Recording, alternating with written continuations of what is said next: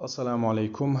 14 августа 2021 года вышел из дома и не вернулся Хаджимурадов Адам Вахитович, 1991 года рождения. Когда выходил, на Адаме была кепка черного цвета, футболка и брюки также черного цвета. Адам страдает психическим расстройством, он неоднократно убегал из дома. Когда он раньше убегал, его находили в людных местах, на рынках. Путем голосования на дороге доезжал до Хасавюрта. И в Хасавюрте, и в тех местах, где его раньше находили, его родственники по несколько раз искали, но, к сожалению, найти не удалось. Со слов родственников, Адам также путем голосования на дороге, может, сейчас доехал до Ставрополя или до Астрахани, поэтому поиски и там проходят.